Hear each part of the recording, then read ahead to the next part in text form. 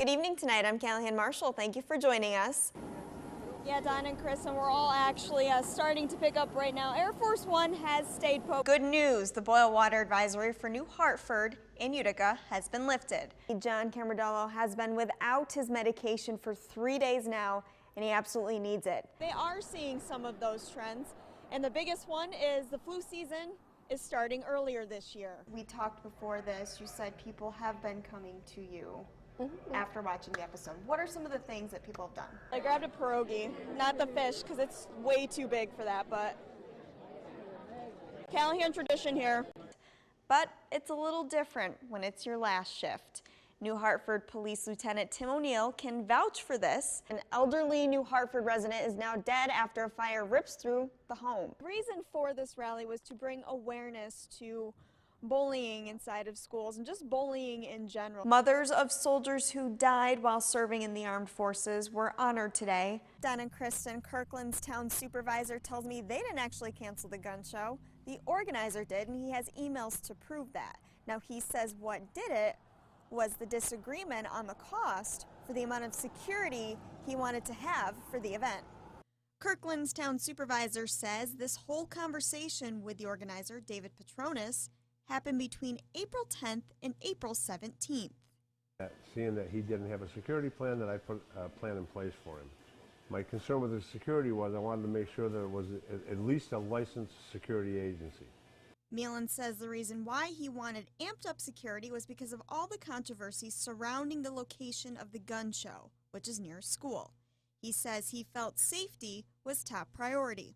It was a cost, I believe, of a minimum of $8,300. Mr. Petronas came back and said, there's no gun show in the town of Kirkland by email. So I went back and I said to him, so you're canceling the gun show? And he said, yes, it's not cost prohibitive.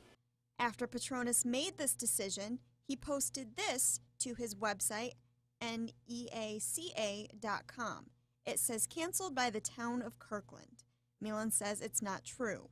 Residents say they don't believe Kirkland town officials are responsible for canceling the show. That can't be right, because it's got to be more people involved than just Kirkland. So I wouldn't agree with the fact that they canceled it.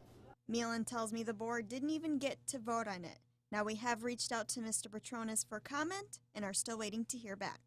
Evan, I miss you, Evan. I love you, Evan. For students at Utica Academy of Science Charter School, it wasn't a typical day. We are having a walkout to mourn the losses at Columbine and all the losses afterwards, and to come together to show our support for the cause. Hundreds walked out at 10 this morning. Hampy started off with a short speech.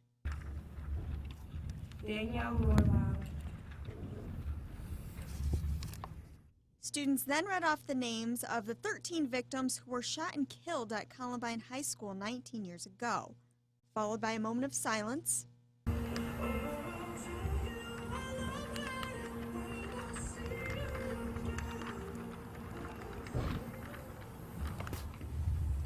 And a song. Even though these students are too young to remember Columbine, they say they can relate to it. It's a very hot button issue in our culture today, and it felt like as a community and as a school we should show our opinion of it, show how we stand in the issue and that we are unified in a achievable goal. Just no more. We need to stop the violence, and just add more gun control. School officials tell me they're extremely proud of their students today because they say these are the kinds of walkouts we need to be seeing around the country. The dean for the school says students came to her a week ago with the idea and they ran with it. My hope is that this event will help spark other schools in the area and around the country to do the same thing and let the voices of our young people be heard. But we'll see you back here.